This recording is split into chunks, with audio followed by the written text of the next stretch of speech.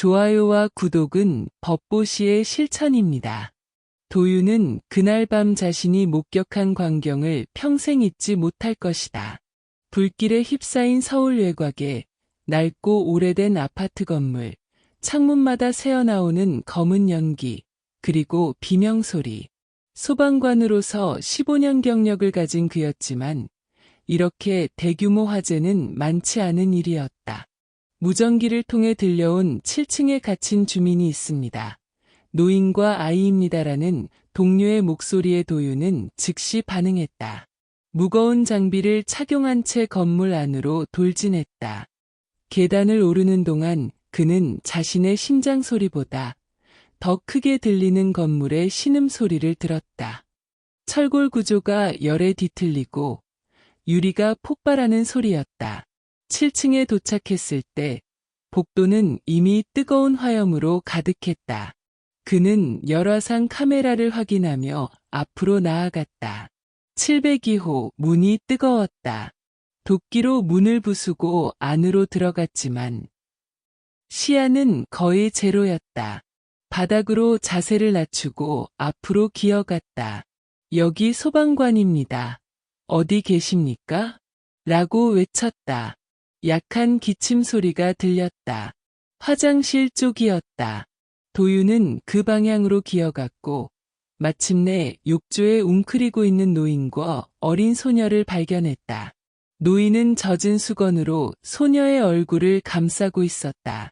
할머니, 지금 구출하겠습니다. 제 말을 따라주세요. 라고 도윤이 말했을 때 노인은 고개를 저었다. 내 다리는 못 써. 먼저 아이를 구해줘. 내 손녀야. 도윤은 잠시 망설였다. 프로토콜은 두 사람을 동시에 구출하는 것이었지만 상황이 그리 녹록지 않았다. 건물 구조가 무너지기 시작했고 시간이 없었다. 할머니, 제가 돌아올게요. 약속합니다. 라고 말하고 어린 소녀를 안고 급히 밖으로 나왔다. 소녀는 의식이 없어 보였지만 아직 숨을 쉬고 있었다. 건물을 빠져나와 구급대원에게 소녀를 넘겼을 때 기청을 찢는 굉음이 들렸다. 뒤돌아보니 아파트 일부가 무너져 내리고 있었다. 702호 바로 옆이었다. 안 돼, 라고 외치며 도윤은 다시 건물로 달려들었지만 선임대원이 그를 붙잡았다. 안 돼, 도윤아, 이미 늦었어. 건물이 무너지고 있어. 도윤은 무력감에 무릎을 꿇었다. 그는 할머니에게 약속했다. 돌아오겠다고 약속했는데 소녀는 구급차에 실려 급히 병원으로 이송되었다. 도윤은 그 자리에 망연자실하게 서서 불길에 휩싸인 건물을 바라보았다. 하늘을 뒤덮은 검은 연기 사이로 새벽이 밝아오고 있었다. 사건 조사관은 병원 복도에서 도윤에게 어떻게 된 일인지 진술해달라고 요청했다. 몇 시간 전의 일이었지만 도윤에게는 마치 몇 년이 지난 것 같은 기분이었다. 그는 먼저 아이를 구했고 할머니는 못 걷는다고 했으며 돌아가겠다고 약속했다고 떨리는 목소리로 말했다.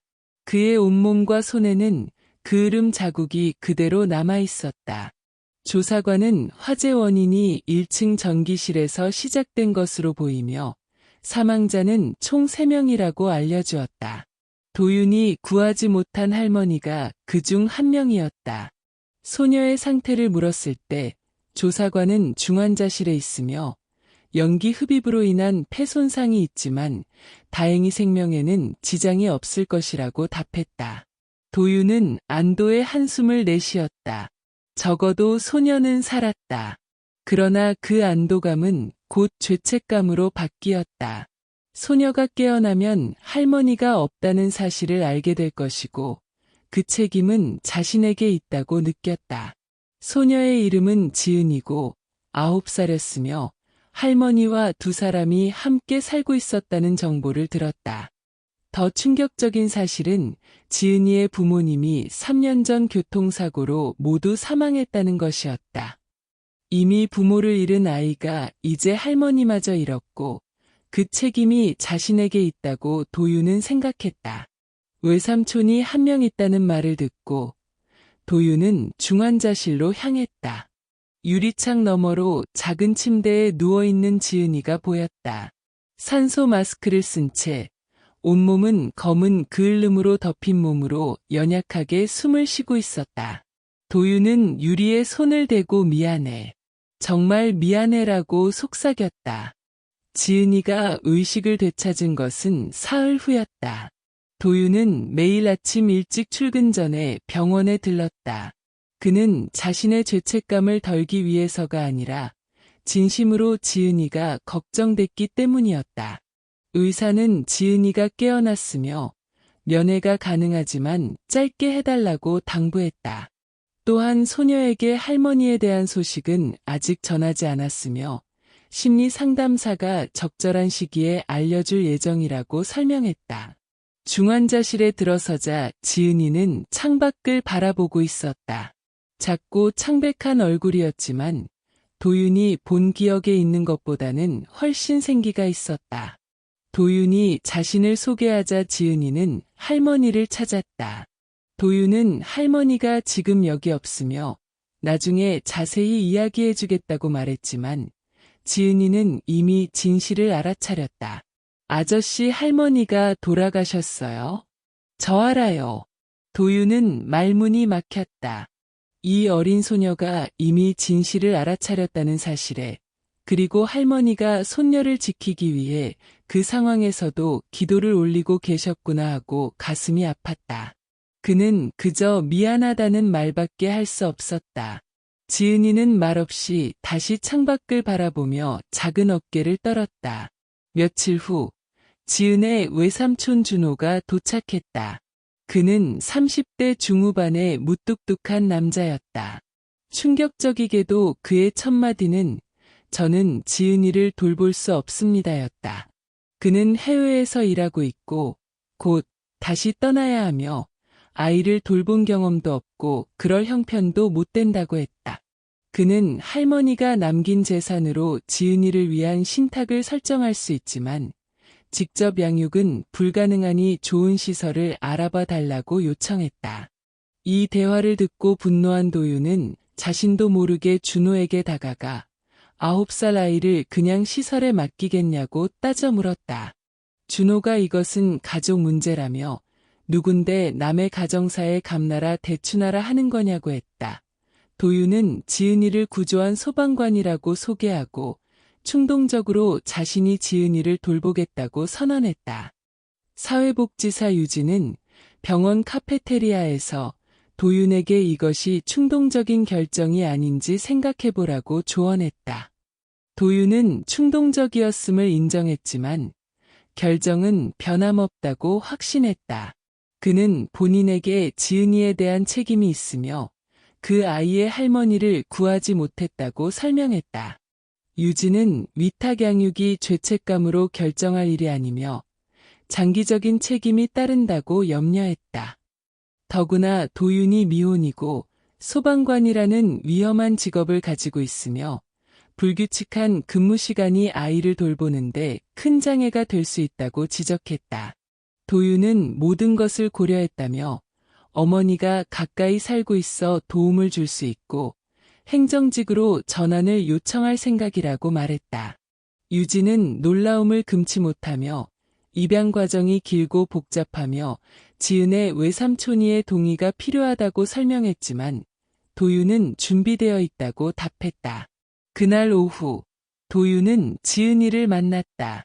지은은 일반 병실로 옮겨졌지만 여전히 말이 없었다. 지은은 오랫동안 말문을 열지 않았다. 그러던 어느 날 지은은 할머니가 자신 대신 죽었다고 말하며 하염없이 울며 말문을 열었다. 도윤은 그것이 지은이의 잘못이 아니라고 위로했지만 지은이는 자신이 무서워서 울었고 그래서 할머니가 화장실로 데려갔으며 할머니가 지은아, 너는 살아야 한다고 말했다고 털어놓았다. 할머니가 저한테 부처님이 너를 지켜주실 거니까 걱정하지 말고 속으로 관세음보살을 많이 불러야 한다고 하시면서 먼저 가라고 하셨어요. 그래서 제가 속으로 관세음보살을 많이 불렀어요. 도윤은 지은이의 작은 손을 잡으며 할머니가 지은이를 정말 사랑했다고 말했다. 지은이가 이제 혼자라고 말하자 도윤은 깊은 숨을 들이마시고 자신이 너를 돌봐줄 수 있다고 제안했다. 지은이는 처음으로 도윤을 똑바로 쳐다보며 왜요? 라고 물었다. 도윤은 지은이가 안전하고 행복했으면 좋겠고 그것이 할머니가 바라셨을 것이라고 대답했다. 지은이는 다시 창밖을 바라보며 소리 없는 눈물을 하염없이 흘렸다. 그리고 생각해 볼게요라고 짧게 답했다. 2달 후 도윤은 행정직으로 전환되었고 지은이의 임시 위탁 보호자가 되었다. 법적 입양 절차는 아직 진행 중이었다. 지은 외삼촌은 처음에는 반대했지만 결국 동의했다. 아마도 그의 삶에 아이가 끼어드는 것보다 낫다고 생각했을 것이다. 도윤의 아파트는 5층짜리 옛날 아파트였다. 작은 공간이었지만 그는 방 하나를 지은이를 위해 꾸몄다. 연한 보라색 벽지, 작은 책상, 그리고 곰 인형이 놓인 침대. 모든 것이 새 것이었다. 지은이는 조용히 방을 둘러보고 고마워요라고 말했다. 그날 밤, 지은이는 일찍 잠자리에 들었고 도윤은 소파에 앉아 생각에 잠겼다. 새로운 환경에 적응하는 것은 아이에게 쉽지 않을 것이다. 도윤 자신도 아직 적응 중이었다. 갑자기 아버지가 된다는 것은 상상했던 것보다 훨씬 어려웠다. 그때 비명소리가 들렸다. 도윤은 즉시 지은이의 방으로 달려갔다. 지은이는 침대에서 몸부림치며 부리야 할머니, 할머니 라고 외치고 있었다. 도윤은 지은이를 조심스럽게 깨우며 안전하다고 안심시켰다. 지은이는 눈을 뜨자마자 도윤에게 매달렸다. 그녀의 작은 몸이 떨고 있었다. 불이 다 태워버렸어요라고 지은이 말했다. 도윤은 지은이를 꼭 안아주며 이제 괜찮다고 자신이 지켜줄 것이라고 약속했다. 그날 이후로 지은이의 악몽은 계속되었다. 거의 매일 밤 화재의 악몽에 시달렸다. 도윤은 심리 상담사를 찾아갔고 상담사는 지은이가 외상 후 스트레스 장애를 겪고 있으며 화재와 할머니를 잃은 트라우마가 아주 깊다고 설명했다. 그녀는 지은이에게 안전하고 안정적인 환경이 필요하며 새로운 신뢰관계를 형성하는 것이 중요하다고 조언했다. 도윤은 최선을 다했다. 그는 지은이와 많은 시간을 보내려 노력했다. 함께 책을 읽고 공원에 가고 영화를 보았다. 그러나 지은이는 여전히 마음의 벽을 치고 있었다. 그녀는 도윤에게 의존하면서도 거리를 유지했다. 어느 날 밤 도윤은 지은이의 방에서 훌쩍이는 소리를 들었다. 지은이는 침대 모서리에 앉아 핸드폰에서 복원한 사진을 보고 있었다. 할머니가 보고 싶어요라고 말하며 울었다. 사진 속에는 웃고 있는 지은이와 할머니의 모습, 그리고 지은이의 부모로 보이는 젊은 부부도 있었다. 지은이는 할머니가 자신이 잘 때마다 이야기를 해주었으며 항상 지은아, 넌 특별한 아이야. 너의 미소는 세상을 밝게 해라고 말했다고 회상했다. 도윤은 지은이의 머리를 부드럽게 쓰다듬으며 할머니 말씀이 맞다고 지은이가 정말 특별한 아이라고 말했다. 지은이는 처음으로 도윤에게 약간의 미소를 보였다. 작고 슬픈 미소였지만 도윤에게는 큰 의미가 있었다. 지은이가 도윤과 살기 시작한 지 6개월이 지났다. 지은이는 서서히 가족이 되어가고 있었다.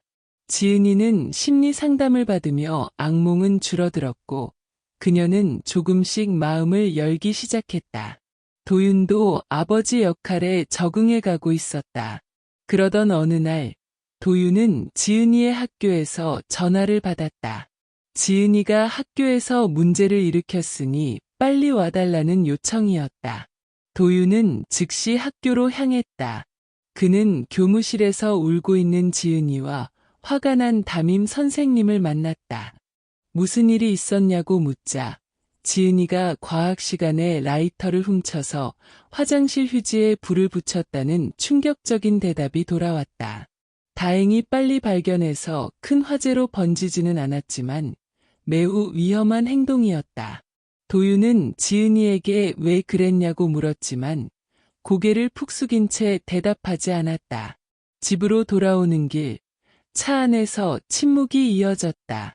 도윤은 지은이를 꾸짖고 싶었지만 그보다는 이유를 알고 싶었다. 그는 지은이에게 화내지 않을 테니 무슨 일이 있었는지 이야기해달라고 부드럽게 말했다. 긴 침묵 끝에 지은이는 불이 무서워요라고 작은 목소리로 말했다. 도윤이 무서운데 왜 불을 피웠냐고 묻자 지은이는 불을 이기고 싶었다고 대답했다. 불이 할머니를 데려갔기 때문에 자신이 불을 이기고 싶었다는 것이다. 도윤의 가슴이 아팠다. 지은이는 자신의 트라우마와 싸우고 있었던 것이다. 아주 위험한 방법으로. 도윤은 지은이의 마음을 이해한다고 말하면서도 불이 정말 위험하고 다른 사람들도 다칠 수 있다고 설명했다. 지은이는 알고 있으며 미안하다고 작게 대답했다. 다음 날 도윤은 지은이를 상담사에게 데려갔다.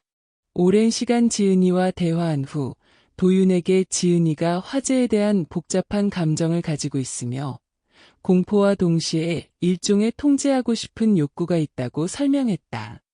이는 사랑하는 사람을 앗아간 대상을 자신이 통제하고 싶은 마음이라는 것이다. 상담사는 도윤에게 지은이에게 불에 대한 건강한 이해와 존중을 가르쳐주고 할머니의 죽음에 대한 감정을 표현할 수 있는 다른 방법을 찾아주라고 조언했다. 며칠 후 도윤은 지은이를 소방서로 데려갔다. 그는 동료들의 도움을 받아 지은이에게 화재 안전에 대해 가르쳤다. 불이 얼마나 유용하면서도 위험한지, 그리고 소방관들이 어떻게 불과 싸우는지 보여주었다. 그는 지은이에게 불은 무섭지만 배우고 존중하면 함께 살 수 있다고 설명하면서도 절대 가지고 놀면 안 된다고 강조했다. 지은이는 진지하게 고개를 끄덕였다. 그날 오후 도윤은 지은이를 위해 특별한 것을 준비했다. 도윤은 지은을 데리고 집 근처 작은 절에 찾아갔다. 양초에 불을 붙여 부처님 전에 올리고 합장하고 기도를 했다. 도윤은 이 촛불이 할머니를 기억하기 위한 것이며 할머니가 지은이를 얼마나 사랑하셨는지 생각하면서 이 촛불의 마음을 담아보자고 제안했다. 할머니도 지은이를 위해서 많은 촛불을 올렸을 거야. 지은이는 조심스럽게 촛불을 바라보았다. 촛불의 불빛이 흔들렸다. 지은이의 눈에 소리 없이 눈물이 흘렀다. 도윤은 지은이의 어깨에 팔을 토닥이면서 함께 할머니의 사랑을 기억했다. 이것이 지은이에게 치유의 시작이었다. 불을 두려워하는 것에서 불을 이해하고 존중하는 것으로, 그리고 불을 통해 사랑하는 사람을 기억하는 방법을 배웠다. 그 후로 매주 일요일 저녁, 도윤과 지은이는 작은 절에 갔다. 그들은 촛불을 올리고 절을 올리고 나면 절마당에 나와 할머니에 대한 이야기를 나누었다.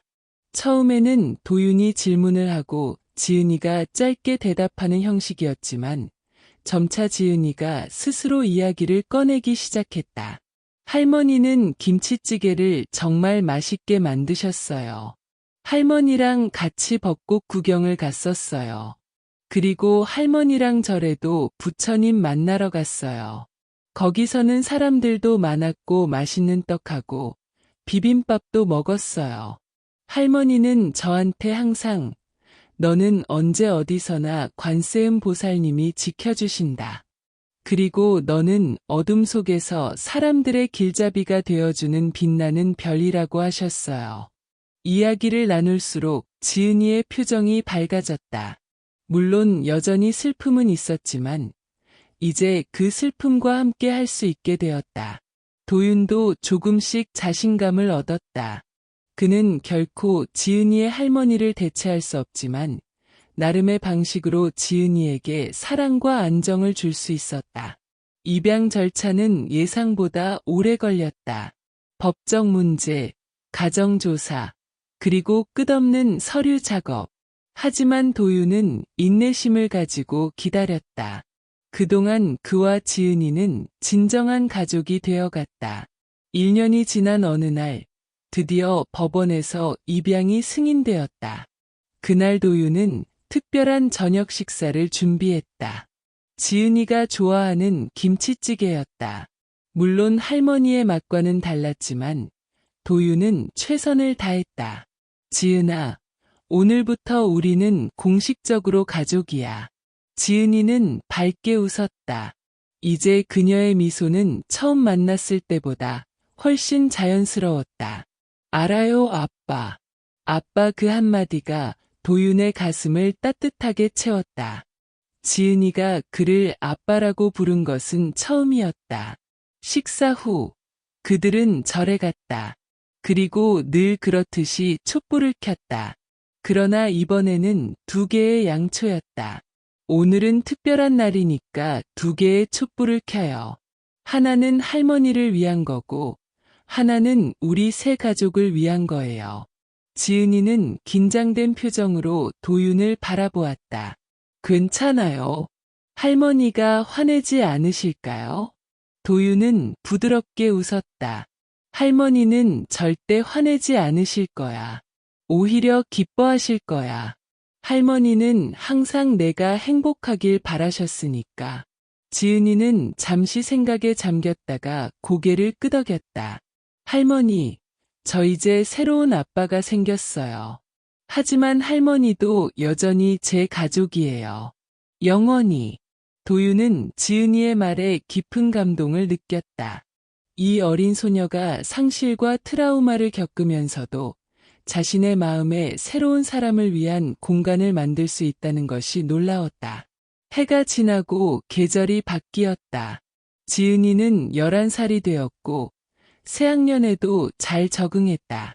처음에는 불을 지른 아이라는 소문 때문에 친구 사귀기가 어려웠지만 점차 아이들이 그녀에게 다가왔다. 특히 민서라는 친구는 지은이의 가장 친한 친구가 되었다. 도윤은 소방서 행정직에서 일하면서도 화재 예방 교육 프로그램을 개발했다. 그의 경험과 지은이와의 이야기를 바탕으로 한 프로그램은 많은 학교에서 호응을 얻었다. 그는 아이들에게 불의 위험성과 함께 불이 우리 삶에 얼마나 중요한지, 그리고 안전하게 다루는 방법을 가르쳤다. 지은이는 이제 촛불을 켤 때마다 두려움 대신 평화를 느꼈다. 그녀는 학교 과학 시간에 불과 관련된 실험에도 적극적으로 참여했다.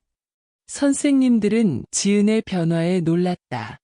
한때 불에 대한 복잡한 감정으로 위험한 행동을 했던 아이가 이제는 불을 이해하고 존중하는 모습을 보였다. 그러던 어느 날 도윤의 전 동료인 소방관 진호가 집에 찾아왔다. 그는 도윤에게 중요한 제안을 했다. 도윤아, 소방청에서 새로운 아동 화재 트라우마 케어 프로그램을 시작하려고 해. 내가 프로그램 책임자로 적합할 것 같아. 도윤은 놀라면서도 흥미를 느꼈다. 화재로 트라우마를 겪는 아이들을 돕는 일이라니 지은이와의 경험이 다른 아이들에게도 도움이 될 수 있을 것이다. 난 전문가가 아냐. 그냥 지은이를 돕기 위해 최선을 다했을 뿐이야. 그게 바로 우리가 찾던 거야. 이론적인 지식보다 실제 경험이 중요해. 게다가 내가 개발한 화재 예방 교육이 정말 효과적이라는 평가를 받고 있어. 도윤은 지은이와 상의하기로 했다. 그날 저녁, 그는 지은이에게 이 제안에 대해 이야기했다. 지은아, 나한테 중요한 제안이 들어왔어. 화재로 상처받은 아이들을 돕는 프로그램을 맡아달라는 거야. 내 생각은 어때? 지은이는 잠시 생각에 잠겼다가 무거운 표정으로 물었다. 그럼 아빠는 다시 위험한 일을 하게 되는 거예요? 도윤은 고개를 저었다. 아니, 현장에 나가는 일은 아니야. 상담과 교육을 하는 일이지. 지은이의 표정이 밝아졌다. 그럼 좋을 것 같아요. 아빠는 저를 많이 도와주셨잖아요. 다른 아이들도 도와줄 수 있을 거예요. 도윤은 지은이의 성숙한 반응에 놀랐다. 이제 자신의 경험을 통해 다른 사람들을 생각할 수 있을 만큼 성장했다. 근데 제가 좀 도와드려도 될까요? 뭘 도와주고 싶은데? 저도 제 이야기를 들려주고 싶어요. 저처럼 불이 무서운 아이들에게요. 제가 어떻게 극복했는지 알려주고 싶어요.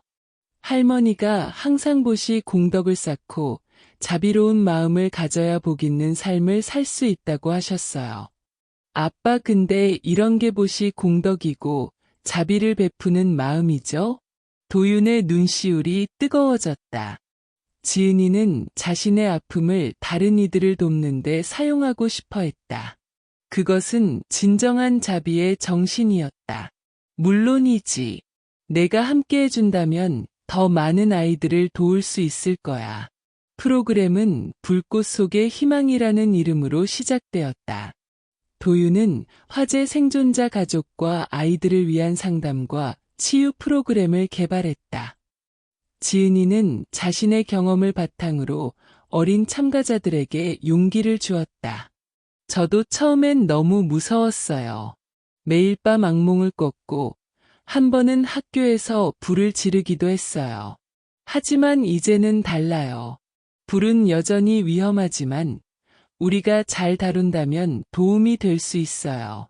그리고 무엇보다 우리가 사랑하는 사람들을 기억하는데 도움이 될 수 있어요.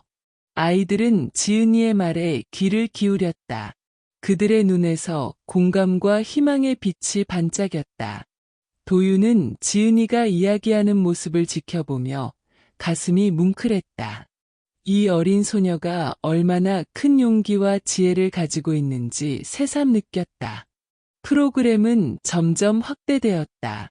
다른 지역에서도 불꽃 속의 희망을 도입하기 시작했고, 도윤과 지은이는 종종 출장을 다니며 강연을 했다.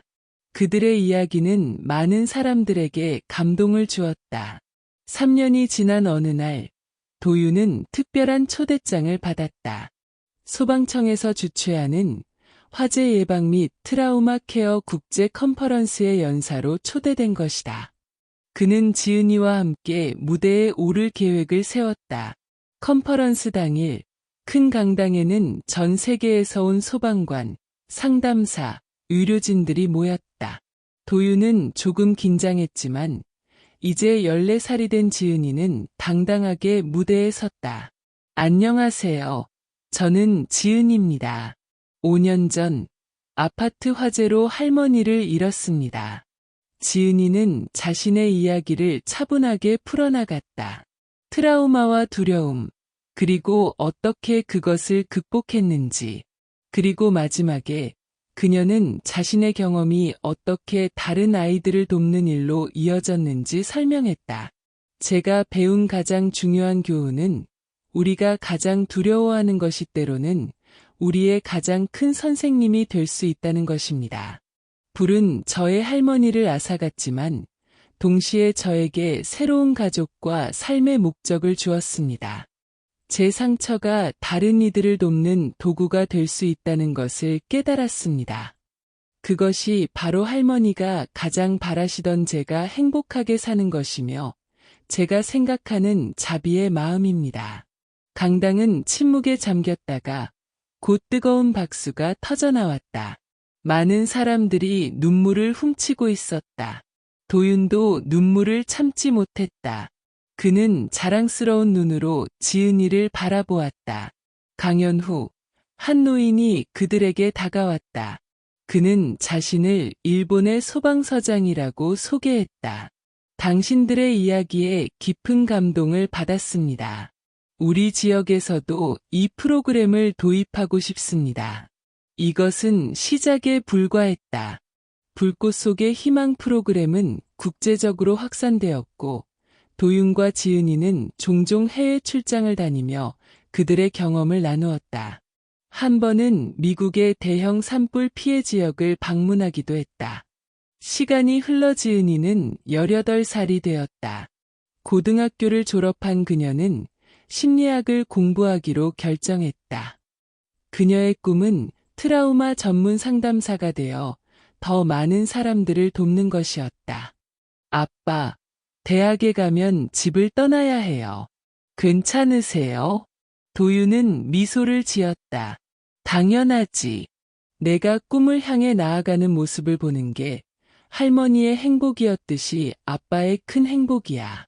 하지만 그의 마음 한구석에는 쓸쓸함이 있었다. 9년 동안 함께 지내온 지은이가 이제 자신의 길을 찾아 떠나는 것이다. 그러나 그것이 부모의 역할이기도 했다.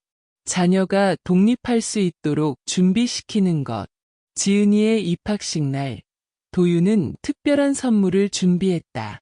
작은 은목걸이였는데 양초 모양의 펜던트가 달려 있었다. 지은아, 이건 내가 어디에 있든 항상 빛을 품고 있음을 기억하기 위한 거야.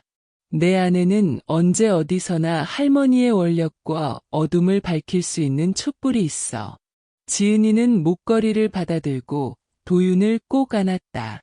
고마워요. 아빠. 아빠는 제 인생에서 가장 큰 선물이에요. 아빠가 아니었다면 저는 여전히 어둠 속에 갇혀 있었을 거예요. 대학 생활은 지은이에게 새로운 도전이었다. 그녀는 열심히 공부했고 주말에는 여전히 불꽃 속의 희망 프로그램에 참여했다. 그녀의 경험과 지식이 함께 성장하면서 그녀는 더 효과적으로 사람들을 도울 수 있게 되었다. 졸업 후 지은이는 한국에서 최고대학교 대학원에 진학해 임상심리학을 공부했다. 그녀의 논문 주제는 화재 생존자의 트라우마 치유와 성장이었다. 그녀의 연구는 학계에서도 주목받았다. 도윤은 이제 50대 중반이 되었지만 아직 결혼은 하지 않았고 여전히 활발하게 활동했다. 불꽃 속의 희망재단은 국내외에서 인정받는 단체가 되었고 그는 이사장으로서 정책 개발과 프로그램 확장에 힘썼다. 어느 날 도윤은 뜻밖의 소식을 들었다. 지은이의 외삼촌 준호가 한국에 돌아와 지은이를 만나고 싶어 한다는 것이다. 처음에 도윤은 거부감을 느꼈다. 준호는 어려울 때 지은이를 시설에 보내려 했던 사람이었다. 하지만 그는 지은이의 의견을 존중하기로 했다. 내가 만나고 싶다면 만나도 좋아. 하지만 불편하면 언제든 말해. 지은이는 고개를 끄덕였다. 만나보고 싶어요. 외삼촌이 왜 그런 결정을 했는지 이해하고 싶어요. 만남은 조용한 카페에서 이루어졌다. 준호는 많이 늙어 보였다. 그는 지은이를 보자마자 눈물을 글썽였다. 지은아, 많이 컸구나. 내 엄마를 많이 닮았어. 지은이는 차분하게 그를 바라보았다. 외삼촌, 저를 왜 만나고 싶으셨다고요? 준호는 깊은 한숨을 내쉬었다. 미안하다. 그때 내가 너를 맞지 않은 것. 내 인생의 가장 큰 후회야. 왜 그러셨어요? 두려웠어. 내가 좋은 보호자가 될 수 없을 것 같았어. 내 엄마가 너를 얼마나 사랑했는지 알아. 그리고 어머니도. 나는 그런 사랑을 줄 자신이 없었어. 지은이는 잠시 침묵했다. 이해해요. 모든 사람이 부모가 될 준비가 되어 있는 건 아니니까요. 준호의 눈에 놀라움이 비쳤다. 내가 이해한다고? 네, 저는 심리학을 공부했어요. 사람들이 왜 그런 결정을 내리는지 이해하려고 노력했죠. 외삼촌이 나쁜 사람이라고 생각하지 않아요. 그냥 그때는 준비가 안 되셨던 거죠. 준호의 눈에서 눈물이 흘렀다. 넌 정말 대단한 생각을 하게 되었구나. 내 엄마가 자랑스러워할 거야. 그건 모두 아빠, 도윤 아빠 덕분이에요. 그분이 저에게 진정한 사랑과 용기가 무엇인지 가르쳐 주셨어요. 준호는 고개를 끄덕였다. 그분께 정말 감사해야겠구나. 나중에 만나 뵙고 싶다. 지은이는 미소를 지었다. 아빠는 용서하는 법을 아세요. 분명 환영하실 거예요. 그날 저녁, 지은이는 도윤에게 만남에 대해 이야기했다. 도윤은 지은이의 성숙함과 이해심에 깊은 감동을 받았다. 내가 그렇게 말해주다니. 정말 자랑스럽구나. 지은아, 아빠가 저에게 가르쳐 주신 거예요. 모든 사람은 실수를 하고 모든 실수에는 이유가 있다고요.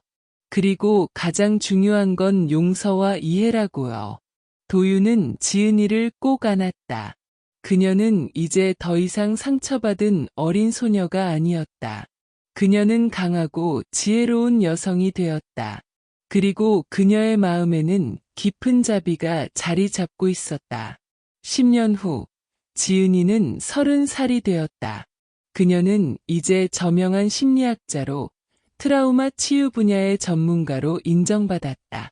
그녀는 자신의 클리닉을 열었다.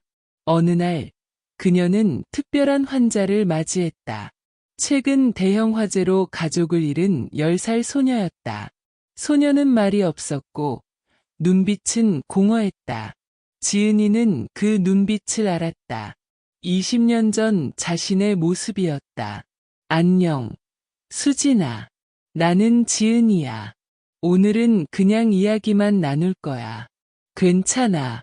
수진은 대답하지 않았다. 지은이는 천천히 자신의 이야기를 들려주기 시작했다. 아파트 화재, 할머니의 죽음, 악몽, 그리고 어떻게 치유되었는지. 나도 내 나이 때 불이 정말 무서웠어. 하지만 이제는 불을 다르게 볼 수 있게 되었어. 불은 때로는 우리에게서 소중한 것을 앗아가지만 또 다른 소중한 것을 알게 해주기도 해. 세션이 끝날 무렵 수지는 처음으로 입을 열었다. 언니도 울었어요. 지은이는 부드럽게 미소 지었다. 응, 많이 울었어. 울어도 괜찮아. 그건 우리가 사랑했다는 증거니까. 그날 밤, 지은이는 도윤에게 전화했다. 도윤은 이제 65이 되었지만 여전히 활발히 활동하고 있었다. 아빠, 오늘 작은 기적이 있었어요. 제가 돕고 있는 소녀가 처음으로 말을 했어요. 정말, 그거 정말 좋은 소식이구나. 네, 그 아이의 눈빛에서 제 모습을 봤어요. 아빠가 저에게 해주신 것처럼 제가 그 아이에게 희망을 주고 싶어요. 도윤의 목소리가 감동으로 떨렸다. 지은아, 내가 얼마나 멋진 사람이 되었는지 모른단다. 내 할머니가 살아계셨다면 정말 자랑스러워하셨을 거야. 알아요. 아빠. 할머니는 지금도 우리를 지켜보고 계실 거예요. 지은이는 목에 걸린 촛불 모양 목걸이를 만졌다. 그것은 여전히 그녀에게 특별한 의미가 있었다. 다음 날, 지은이는 수진에게 특별한 선물을 준비했다. 작은 양초와 안전한 양초 홀더였다. 이건 너에게 주는 선물이야. 슬플 때나 내가 사랑하는 사람들이 보고 싶을 때 이 촛불을 켜고 그들을 생각해봐. 불꽃이 흔들리는 것처럼 우리의 감정도 흔들릴 수 있어. 하지만 그 불꽃은 계속 빛을 비추지. 내 마음속에 있는 사랑도 그래. 수지는 조심스럽게 촛불을 받았다. 그녀의 눈에 작은 빛이 돌아오기 시작했다. 지은이의 치유 방식은 점점 더 알려졌고 그녀의 클리닉은 트라우마를 겪은 아이들에게 희망의 등대가 되었다. 그녀는 도윤과 함께 불꽃 속의 희망 재단을 확장하여 갔다. 그리고 어느 날 희망재단에서 특별한 강의가 있었다. 오늘 함께하지 못하지만 저에게 생명을 주신 부모님과 마지막 순간까지 저를 지켜주신 할머니께도 감사드립니다. 할머니께서는 제가 어릴 때부터 항상 불, 법, 승, 선보님께 의지하고 자비를 베풀면서 큰 세상의 밝은 별이 되라고 하셨습니다. 제가 힘들 때, 고통받을 때, 행복할 때, 저는 할머니의 유지를 받들어서 언제까지나 그렇게 살아가려고 합니다. 그곳에는 제 생명을 살려주시고 저를 키워주신 아빠가 계십니다. 할머니와 아빠가 제게 베풀어 주신 조건 없는 자비와 사랑은 제 안에서 영원히 타오를 것입니다. 지은이는 무대 위에서 작은 촛불을 켰다. 그 불빛은 작았지만 무대 전체를 밝게 비추는 것 같았다. 우리 모두의 마음 속에는 작은 불꽃이 있습니다. 그것은 사랑의 불꽃, 희망의 불꽃, 그리고 자비의 불꽃입니다. 때로는 폭풍이 그 불꽃을 위협하기도 합니다. 하지만 우리가 서로를 보호하고 지지한다면 그 불꽃은 결코 꺼지지 않을 것입니다. 오히려 더 크고 밝게 타오를 것입니다. 작은 불꽃 하나가 어떻게 수많은 사람들의 삶을 밝힐 수 있는지 그들은 몸소 보여주었다. 그것이 바로 타오르는 자비의 힘이었다. 때로는 폭풍이 그 불꽃을 위협하기도 합니다. 하지만 우리가 서로를 보호하고 지지한다면 그 불꽃은 결코 꺼지지 않을 것입니다. 오히려 더 크고 밝게 타오를 것입니다. 작은 불꽃 하나가 어떻게 수많은 사람들의 삶을 밝힐 수 있는지 그들은 몸소 보여주었다. 그것이 바로 타오르는 자비의 힘이었다. 자비의 실천, 일상에서 깨달음의 길로. 자비는 불교 수행의 근본이자 핵심이며 진정한 깨달음으로 가는 문입니다. 마음 깊은 곳에서 우러나오는 남에게 즐거움을 주려는 마음, 과 타인의 고통을 덜어주려는 연민, 비 하나로 어우러질 때 우리는 부처님의 가르침을 온전히 실천하게 됩니다. 일상에서의 세밀한 자비 실천법. 아침을 여는 자비의 순간. 눈을 뜨는 순간 오늘 만나는 모든 이들이 평안하기를 마음속으로 3번 되뇌기. 거울을 볼 때 자신의 눈을 바라보며 너는 소중하고 가치 있는 존재야 라고 속삭이기. 아침 식사를 준비하며 음식을 만드는 이들, 재배한 농부, 자연의 은혜에 감사하는 마음 담기. 일터에서의 자비 실천. 직장 동료가 실수했을 때 이런 실수는 누구나 할 수 있어. 어떻게 도와줄까? 라고 먼저 손 내밀기. 회의 중 소외된 사람에게 당신의 의견도 들려주시겠어요? 라고 기회 만들어주기. 업무 스트레스로 얼굴 찡그린 동료에게 힘든 일 있으면 언제든 이야기해요 라고 전하기. 부당한 비난이나 화가 올라올 때 화를 내면 2번 고통받는다라고 자신을 달래기. 가정에서의 자비 수행. 가족이 귀가할 때 오늘 하루 어땠어? 힘든 일은 없었어? 라며 진심으로 물어보기. 배우자나 자녀가 짜증을 낼 때 많이 피곤하구나. 잠시 쉬었다 이야기할까? 라고 여유 주기. 저녁 식사 전 이 음식을 통해 우리 모두 건강하고 행복하기를 마음으로 기원하기. 가족 간 갈등이 생겼을 때 우리 모두 각자의 방식으로 행복을 원하는 거야 라고 이해하기. 낯선 이들과의 만남에서 마트 계산원, 버스 기사, 배달원에게 감사합니다. 오늘도 수고 많으세요. 라고 눈을 마주치며 인사하기. 엘리베이터에서 만난 이웃에게 먼저 미소 지으며 안녕하세요. 라고 인사하기. 길에서 방향을 물어보는 이에게 단순히 알려주는 것을 넘어 저기까지 같이 걸어갈까요? 라고 제안하기. 사회적으로 어려운 사람을 볼 때 판단하지 않고 따뜻한 하루 되세요 라며 음식이나 따뜻한 음료 건네기. 어려운 관계에서의 자비. 나를 미워하는 사람을 떠올리며 당신도 행복하기를, 당신의 고통이 감소하기를 마음으로 기원하기. 갈등 상황에서 우리 모두 고통받고 있구나 라고 인식하고 화해의 다리를 놓을 수 있을까? 라고 자문하기. 분노가 치밀 때 이 분노는 내 마음의 상처에서 오는 것이라 알아차리고 3번 깊은 숨 들이마시기. 누군가의 성공이 부러울 때 당신의 행복이 오래 지속되기를 진심으로 바라보기. 자연과 함께하는 자비. 식물에 물을 줄 때 내가 건강하게 자라 많은 이에게 기쁨을 주기를 마음으로 전하기. 길 위에 벌레를 발견했을 때 조심스레 안전한 곳으로 옮겨주기. 강가나 바다에서 쓰레기를 발견하면 이 작은 행동이 많은 생명에게 도움이 되기를 생각하며 줍기. 꽃이나 나무를 볼 때 이 아름다움이 모든 이에게 전해지기를 바라는 마음 품기. 디지털 세상에서의 자비.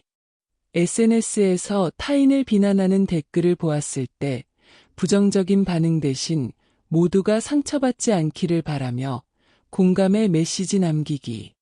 온라인 토론에서 상대방을 존중하며 당신의 관점이 저에게 새로운 시각을 주었습니다. 인정하기. 좋은 정보나 감동적인 이야기를 발견했을 때 이것이 누군가에게 도움이 되기를 바라며 공유하기. 디지털 기기 사용 전 이 시간이 나와 타인에게 유익하기를 의도 설정하기. 자기 자비의 깊은 실천. 실수했을 때 나는 완벽하지 않은 인간이야. 이 실수도 나의 성장 과정이야 라고 받아들이기. 몸이 아플 때 소중한 내 몸아, 내가 나에게 보내는 신호에 귀 기울일게라고 다정하게 말하기. 자신의 한계를 느낄 때 지금의 나를 있는 그대로 사랑해. 천천히 나아가도 괜찮아 라고 위로하기. 매일 저녁 자신에게 오늘 하루도 최선을 다했어. 고마워라고 감사 표현하기. 부처님의 자비에 관한 심오한 가르침. 자비의 본질에 관한 말씀. 진정한 자비는 조건이 없다. 그것은 태양과 같아서 모든 존재에게 차별 없이 비추니라. 자비로운 마음은 바람 앞에 촛불처럼 약해 보이나 실은 세상의 어떤 폭풍도 끄지 못하는 불꽃이니라. 남을 자비롭게 대하는 것은 다른 이를 위한 것이 아니라 자신의 마음을 정화하는 길이니라. 자비의 씨앗을 뿌리면 행복의 꽃이 피어나고 미움의 씨앗을 뿌리면 고통의 열매만 맺히리라. 자비의 힘에 관한 말씀. 자비의 힘은 칼의 힘보다 강하니 칼은 살을 베지만 자비는 마음을 열게 하느니라. 한 사람의 자비로운 행동이 1000명의 삶을 변화시킬 수 있나니 작은 등불 하나가 어두운 방 전체를 밝히듯이 자비는 물과 같아서 딱딱한 바위도 시간이 지나면 부드럽게 만들고 높은 산도 결국 낮추느니라. 자비로운 마음을 가진 자는 밤에도 평안히 잠들고 아침에도 평안히 깨어나나니 그의 꿈은 맑고 마음은 가볍도다. 자비 수행에 관한 말씀. 자비는 말이 아닌 행동으로 나타나니 100번의 좋은 말보다 한 번의 친절한 행동이 낫도다. 자신을 사랑하듯 남을 사랑하고 남을 보호하듯 자신을 보호하라. 이것이 완전한 자비의 시작이니라. 먼저 자신의 마음에 자비의 불을 켜라. 그 불빛이 밝아질 때 저절로 타인에게도 비추게 되리라. 자비 수행의 첫걸음은 자신의 분노와 두려움을 알아차리는 것이니 그것을 보지 못하면 남에게 베풀 자비도 진실하지 못하리라. 자비와 지혜의 통합에 관한 말씀. 자비 없는 지혜는 메마르고 지혜 없는 자비는 맹목적이니 이 둘이 균형을 이룰 때 진정한 깨달음의 길이 열리느니라. 가장 큰 자비는 중생에게 진리를 알려주는 것이나니 고기를 주면 하루를 살지만 낚시를 가르치면 평생을 살리라. 자비로 모든 존재를 품고 지혜로 그들의 본성을 보라. 이것이 깨달음으로 가는 가장 빠른 길이니라. 자비는 강물과 같고 지혜는 배와 같으니 배 없이 건너려 하면 익사하고 강물 없이 배만 있으면 어디로도 갈 수 없도다. 일상에서의 자비 실천에 관한 말씀. 아침에 일어날 때 오늘 만나는 모든 이에게 자비를 베풀리라고 다짐하고 저녁에 눕기 전 내일은 더 자비롭게 살리라고 결심하라. 진정한 자비는 그림자와 같아서 손에 잡히지 않으나 언제나 함께하며 구름과 같아서 형태가 없으나 생명의 단비를 내려주느니라. 한 잔의 물을 건넬 때도 자비의 마음으로, 한마디 말을 할 때도 연민의 마음으로, 그리하면 물은 감로가 되고 말은 약이 되리라. 자비는 향기로운 꽃과 같아서 바람을 거슬러서도 퍼지나니 악을 행하는 이에게도 자비를 베풀면 그 향기가 결국 그에게도 돌아가리라. 자비의 길은 평생의 여정입니다. 완벽할 필요는 없습니다. 하루에 단 한 번의 자비로운 행동, 단 한 번의 친절한 생각으로도 우리는 이미 부처님의 가르침을 실천하고 있는 것입니다. 중요한 것은 꾸준함과 진심입니다. 작은 물방울이 모여 바다를 이루듯 작은 자비의 행동들이 모여 세상을 변화시킵니다. 부처님의 자비에 관한 법문과 실천 방법. 자신과 타인을 모두 이롭게 하는 자비. 부처님은 자신을 사랑하듯 남을 사랑하라고 가르치셨습니다. 이는 나와 남이 모두 이로운 상태를 추구하는 것으로 자비의 기본 정신입니다. 모든 생명은 존귀하다. 천상천하 유아독존은 모든 생명이 존귀하다는 선언입니다. 부처님은 모든 존재가 태어날 때부터 존귀하다고 말씀하셨습니다. 계율을 지키는 것이 자비의 실천, 불살생, 불투도, 불싸움, 불망어 등의 계율은 타인을 해치지 않음으로써 자비를 실천하는 방법입니다. 예를 들어 불살생은 생명을 해치지 않음으로써 자비를 실천하는 것입니다. 자비는 깨달음의 길. 자비의 실천은 깨달음을 향한 탐구이며 수행의 과정입니다. 부처님은 자비를 통해 진리를 깨닫고 중생을 구제하셨습니다. 자비의 실천 방법. 자비를 실천하는 방법에는 다음과 같은 것들이 있습니다. 모든 생명을 존중하고 해치지 않기, 타인을 이해하고 용서하기, 어려움에 처한 이들을 도와주기, 자신의 이익만을 추구하지 않고 타인의 이익도 고려하기, 마음속에 분노나 미움을 품지 않기. 이러한 가르침을 일상에서 실천함으로써 자비로운 삶을 살아갈 수 있습니다. 법정 스님께서는 부처가 곧 자비심이고 자비심이 곧 부처입니다. 자비심은 종교의 본질입니다. 라고 말씀하셨습니다. 이는 자비심이 불교의 핵심이며 부처님의 가르침 그 자체임을 강조한 것입니다. 법정 스님은 자비심을 단순한 감정이 아닌 일상 속에서 실천해야 할 삶의 방식으로 보셨습니다. 그는 서 있을 때나 길을 갈 때나 앉아 있을 때나 누워서 잠들지 않는 한 이 자비심을 곱게 가져라고 하셨습니다. 이는 자비심을 항상 지니고 실천하라는 의미입니다. 또한 스님은 자비심을 실천하는 방법으로 보시바라밀을 강조하셨습니다. 보시바라밀은 육바라밀 중 첫 번째로 나눔을 통해 자비를 실천하는 것입니다. 법정 스님은 보시란 나누는 겁니다.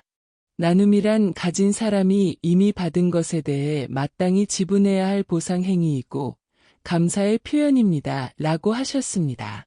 이러한 자비심의 실천은 개인의 마음을 맑게 하고 나아가 사회 전체를 맑고 향기롭게 만드는 길이라고 스님은 말씀하셨습니다. 그는 한 사람의 마음이 맑아지면 그의 둘레에도 점점 맑은 기운이 번져갑니다. 마침내는 온 세상이 다 맑아질 수 있습니다. 라고 하셨습니다. 육바라밀은 보살의 6가지 수행덕목인 보시, 지계, 인욕, 정진, 선정, 반야바라미를 의미하는 불교 교리입니다. 우리나라 불교에서 가장 중요시하는 보살의 실천행이다. 육바라밀은 바람일다 라고도 음역되며 도는 도피안도무극이라고 번역한다. 피안에 도달하다의 뜻으로 해석하며 바라밀을 수행함으로써 생사윤회의 이 언덕에서 보리 열반의 저 언덕의 이상계에 도달할 수 있다는 뜻이 된 우리가 살고 있는 현실 세계는 나름대로의 고통이 항상 있으므로 이 세상이라는 뜻으로 차안이라면 고통의 모든 경계를 뛰어넘어 마음에 조금도 불편함이 없는 해탈자재한 대적정의 경계에 이르렀다는 저 세상, 즉 이상 세계를 피안이라 한 것이다. 이러한 바라밀은 대승불교 사상이 일어나면서 중요한 수행덕목으로 부각되었고 보다 구체적이고 실천적인 불교 수행의 핵심이 되어 자기 자신의 완성을 위해서는 사제와 팔정도의 가르침으로 충분하지만 대승보살의 이탈을 위해서는 보시와 인욕과 같은 대사회적인 실천 수행의 이타행이 있어야 하기 때문에 이 육바라밀이 보살의 수행 방법으로 쓰이게 되었다. 보살이란 보리살타의 준말이며 보리는 깨달음, 살타는 중생이라는 뜻으로 깨달음을 구하고 중생을 제도하는 것을 최상의 과제로 삼기에 보살은 자기 자신의 수행을 행함에 있어서 사회와 중생을 잊어서는 안 된다. 따라서 자연히 반야바라밀다를 행할 때의 보시, 지계, 인욕, 정진, 선정의 오바라밀도 함께 행하게 되는데 이것을 보살이 닦아야 할 육바라밀이라 한다. 육바라밀 중 첫 번째 실천으로 보시는 반야의 지혜에 입각해 중생의 구제를 목표로 실천하는 불교 수행법입니다. 불교 수행에서 가장 먼저 실천해야 할 덕목은 보시로서 즉주는 행위입니다. 보시란 욕심을 내려놓고 자비를 실천하는 첫걸음입니다. 단지 물질을 나누는 것만이 아니라 마음을 나누는 가장 순수한 행위입니다. 보시바라밀, 자기의 소유물을 필요한 사람에게 베풀어주는 것이 자비로운 마음으로 다른 이에게 힘껏 아무런 조건 없이 베풀어주는 것을 뜻한 보시는 시여라고도 하며 큰 선행의 길이 된다. 이러한 보시는 원시경전에는 커다란 공덕이 있는 신앙의 행위로서 설해지고 있으며 대승경전에서는 보시는 공덕을 바라고 베푸는 게 아니라고 설하며 금강경에서는 무주상보시를 강조하고 있다. 베풀어주는 보시에는 3가지가 있으니 첫째는 제시로서 물질적인 모든 것을 조건 없이 물건을 아낌없이 베풀어주는 것. 둘째는 법시로서 불법을 모르는 사람에게 부처님 말씀을 깨우쳐 주어 성근을 자라게 하며 귀의하도록 하는 것이며 셋째는 무예시로서 스스로 계를 지켜 남을 침해하지 않고 두려워하는 사람에게 두려워하는 마음이 없어지도록 하고 모든 사람들에게 두려움의 근본을 확인하고 그 근본을 제거토록 하는 것이 이러한 보시에는 마땅히 3가지가 청정해야 하나니 주는 자, 받는 자, 주는 물건이 모두 깨끗해야 한다. 보시란 스스로의 깨달음을 얻는 수행의 결실과 함께 구제받지 못한 세상의 모든 유정물을 구제해준다. 는 이타의 서원에 그 근거를 두고 있다. 그러나 반야의 지혜를 떠나서는 올바른 보시가 성립되지 않는 반야에 입각한 보시는 주객이 분리된 입장에서 구축되는 의도가 아니라 분별을 초월한 경지에서 이루어지는 것을 뜻한 이 보시는 현실 사회 속에서 자비로서 작용되어야만 하며 사회에 대한 봉사활동 전체를 의미한다. 부처님의 가르침 자바암경에서는 보시는 모든 공덕의 뿌리이며 탐욕을 끊는 첫 번째 문이다. 탐욕이 있는 한 진정한 해탈은 없다. 부처님께서는 수많은 경전에서 보시를 강조하셨고 심지어 깨달음을 얻기 전 수행자로서 탁발하며 보시를 받는 삶을 사셨습니다. 그 이유는 보시가 무아의 삶으로 들어가는 입구이기 때문입니다. 제시 물질을 나누는 보시는 음식, 돈, 옷, 물건 등 내가 가진 것을 타인과 나누는 실천입니다. 단순한 기부 이상의 의미를 지니며 탐욕을 버리는 수행입니다. 법시 가르침을 나누는 보시는 경전의 말씀, 수행의 길, 깨달은 지혜 등을 말과 행으로 전해주는 것입니다. 가장 큰 보시라고도 하며 사람의 마음을 밝히는 등불이 됩니다. 무의시 두려움을 덜어주는 보시는 불안, 고통, 외로움 속에 있는 사람에게 안심과 위안을 주는 것입니다. 말 한마디, 따뜻한 미소 하나로도 무예시를 실천할 수 있습니다. 왜 보시가 첫 번째 바라밀인가? 육바라밀은 깨달음으로 나아가는 6가지의 수행 방법입니다. 그 중에서도 보시가 첫 번째인 이유는 내 것이라는 집착을 놓는 데서 수행이 시작되기 때문입니다. 나는 너에게 주었으므로 너도 그 누군가에게 줄 것이다. 이 흐름은 끝이 없고 그 안에서 우리는 서로를 살리고 깨닫게 되려고 보살본생경에서 부처님께서는 말씀하셨습니다. 보시를 할 때 우리는 소유에 대한 욕심, 손해보지 않으려는 마음, 계산하는 태도를 조금씩 내려놓게 됩니다. 그것은 단순한 물질의 나눔이 아니라 자기중심적인 마음에서 벗어나 타인을 위하는 첫 발걸음입니다. 그래서 보시는 결국 무아의 실천이며 자비의 시작입니다. 현대를 사는 우리가 배워야 할 보시의 의미는 오늘날 우리는 더 많이 갖는 것을 성공이라 여기는 시대에 살고 있습니다. 그러나 불교는 말합니다. 주는 사람이 가장 부유한 사람이다. 보시는 반드시 큰 재산이나 물질을 통해서만 가능한 것이 아닙니다. 시간을 내어 누군가의 이야기를 들어주는 것, 따뜻한 말로 위로해주는 것, 지식을 나누고 배운 것을 전달하는 것, 불필요한 물건을 필요한 이에게 건네는 것, 이 모든 것이 보시입니다. 가진 것이 많지 않아도 마음이 넉넉한 사람은 늘 보시할 수 있습니다. 그리고 그렇게 베푸는 삶은 곧 자유로운 삶이 됩니다. 무언가를 줄 수 있는 것은 그만큼 내가 그것에 집착하지 않는다는 뜻이기 때문입니다. 보시의 공덕은 어디로 이어지는가?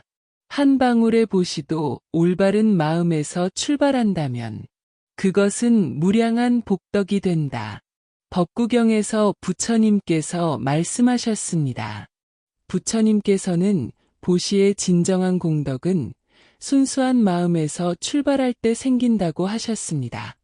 보시의 마음이 청정하고 보탬이 되기를 바라는 자비심에서 나왔다면 그 보시는 세세생생을 따라가는 복의 씨앗이 됩니다. 그러나 반대로 자랑하거나 대가를 바라는 마음, 혹은 억지로 하는 보시는 그 복이 작거나 사라진다고 하셨습니다. 진정한 보시는 조건 없이 주는 그 자체가 기쁨이 되는 상태에서 이루어질 때 그 사람은 이미 보살의 마음을 실천하고 있는 것입니다. 보시는 탐욕을 덜고 마음을 넓히며 자비를 키우고 내가 곧 너이기도 하다는 사실을 일깨운다. 탐욕을 덜기 위한 보시 실천. 필요 없는 물건 나누기는 더 이상 쓰지 않는 물건이 있다면 필요한 사람에게 기부하거나 공유해 보세요. 옷, 책, 가전제품, 식품 등 과소비 줄이기는 나에게 꼭 필요한가? 를 자문하며 물건을 사는 습관을 들이면 탐욕에서 벗어나고 남은 자원을 나눌 수 있는 여유가 생깁니다.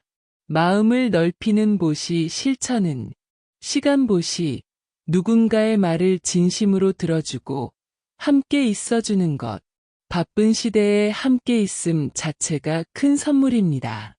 이해하려는 태도, 나와 다른 생각을 가진 사람을 비판하기보다는 이해하려 노력하는 마음. 이것도 마음을 넓히는 실천 보시입니다. 자비를 키우는 보시 실천은 작은 친절을 생활화하기, 웃으며 인사하기, 무거운 짐 들어주기, 길 안내하기 등 매일 작은 친절을 베풀며 자비의 습관을 기릅니다. 용서와 공감, 상처를 준 사람에게도 그도 고통 속에 있었겠구나 하고 공감해보는 것. 자비는 이해에서 시작됩니다. 내가 곧 너라는 일깨움의 실천, 자기중심적 태도 내려놓기.